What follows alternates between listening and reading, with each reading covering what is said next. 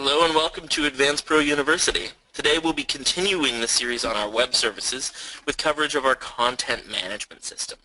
The content management system is designed to control the way your other web services behave and present information to your customers. Our focus today will be the settings that are available in CMS for existing web services, but you can also use the CMS to manage static pages or run a blog. Now the first area that we're going to be addressing is the creation of ads. We're just going to jump right into our CMS.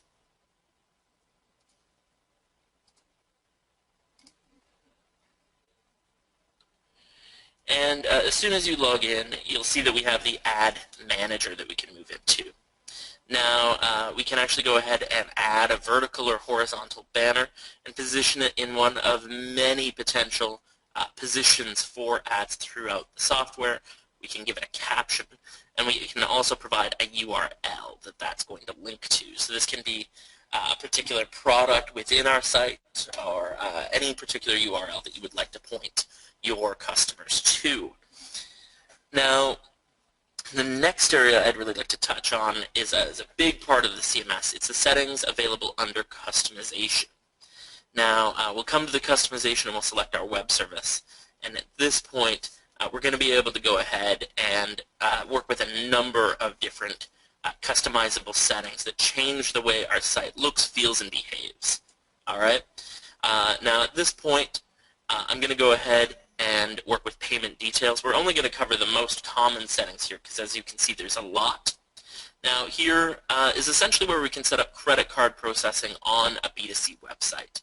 So at this point, we can choose our payment processor and provide our information. And what this will do is actually go ahead and provide a situation where our customers need to pay and have that credit card authorized before the order will come into AdvancePro. Alternatively, you can have that order flow directly into AdvancePro and process any payments once the order has been received. So this is really an option that's up to you. Now, the next area we're going to get into is product details. And you can see there's a number of options here that are going to change how products display. So the product document area is actually going to allow you to display or disable any PDFs that you have linked to the product from AdvancePro. You can actually disable them entirely if you want to keep those PDFs for internal reference only, or you can have them display on your website. Now you can also choose to display custom fields. So this might be important if you need a specification field that isn't available by default in the web service. You can use a custom field to display that. Product magnifier is essentially a setting so that you can make the image of the product magnified so people can see it up close and personal, a little bit larger than they normally would. You'll also see variant product icons just to tell customers that these come in different sizes or colors. And you can also have the product quick view available. So this allows you to get a mini pop-up window as you're browsing for products just to see details and then move on. Next, we have our pricing options, and there's a number of different ways we can manipulate pricing on our web services. So the first one is crossed out suggested retail price, and this is to indicate savings.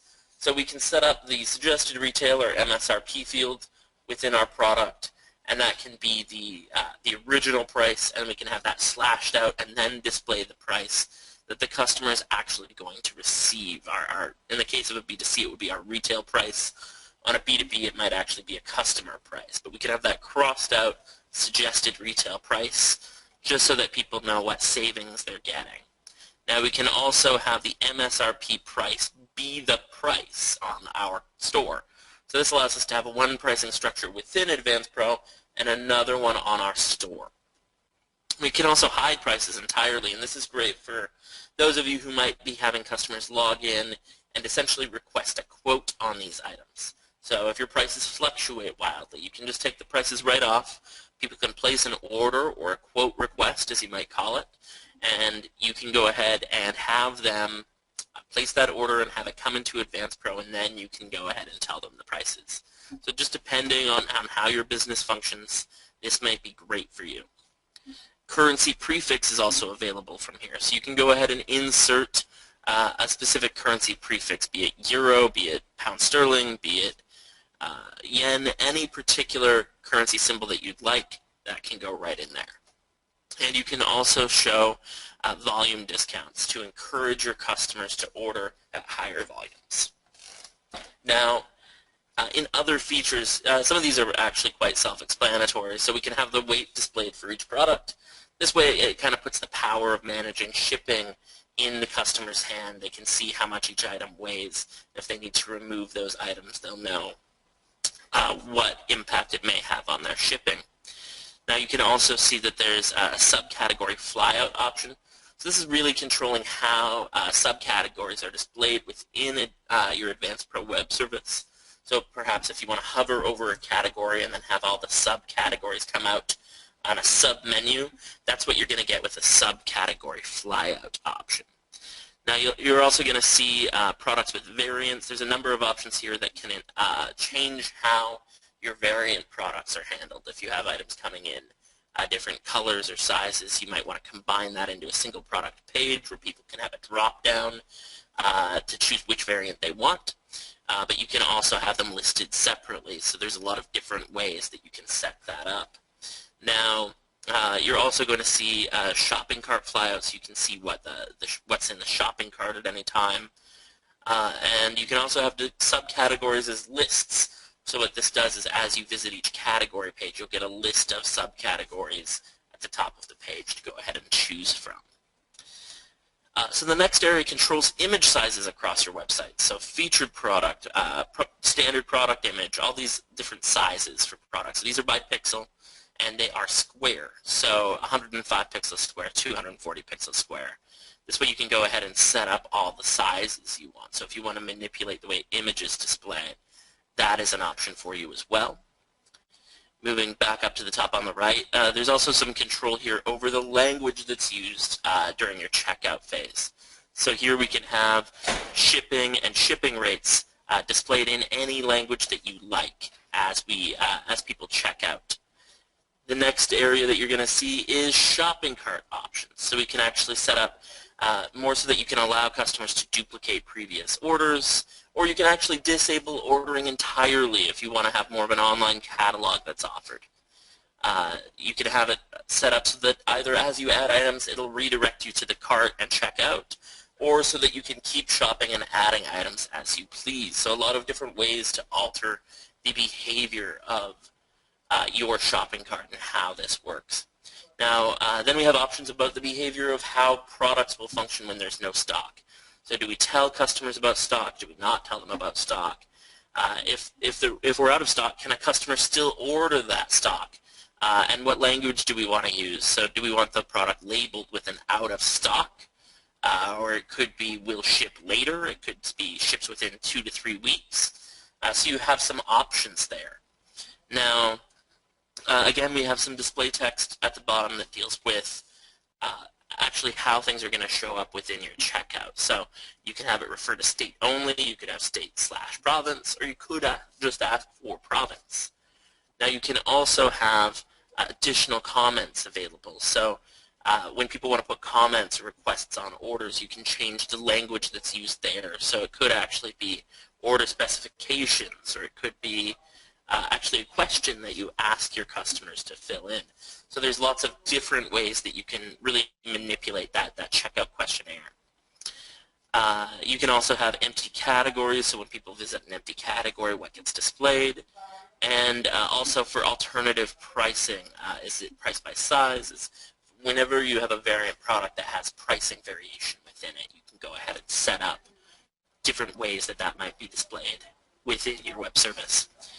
Now the next area is site details. So this is really for search engine optimization. You can set up a title, you can set up keywords, a description, and you can also add a tracking code. So this might actually be part of your Google AdWords or Google Analytics capability here. Okay, so at this point, we can really get into a bunch of different ways to customize the behavior and appearance of your site. Now the next area deals with widgets, and we're going to get into widgets here. Now these are largely for social media, RSS feeds, these types of things They're going to display in a column either on the left or right side. You can also put in a little shout-out text. So if you want to say a little something about your store, you can have that there. So these can all be enabled. You can see there's Facebook, Twitter, a link to your YouTube subscription. You can have LinkedIn, you can have RSS feeds, and you can even have your Instagram widget set up. Okay? And then you can go ahead and put in any code snippets that need to go in for these different types of widgets. Now, pretty URL mapping is actually a very important tool also for search engine optimization. So this essentially allows you to use your own domain name. It allows you to give each product a URL that reflects the product name or any other kind of search engine options that you really want your search engines to know about this product. So this way they can link the content more directly based on the file name and the subfolders that you give it. Now, we can also go into File Manager, and this is actually set up for if you are managing static pages or blogs, which can be enabled from the CMS. You can also go ahead and upload images and PDFs that you can use and then attach to those files. So you can already upload images and PDFs directly from AdvancePro by product. This just gives you some added options to bring in some extra images. Okay? And this last area over here for account info is where you can go ahead and change your username and password, change personal details about the user of the CMS. So this is going to give you a lot of flexibility, as you can see, in managing how your web services behave over and above the options that are available within AdvancePro itself. So this concludes our tour of the AdvancePro CMS today. Thank you all for attending.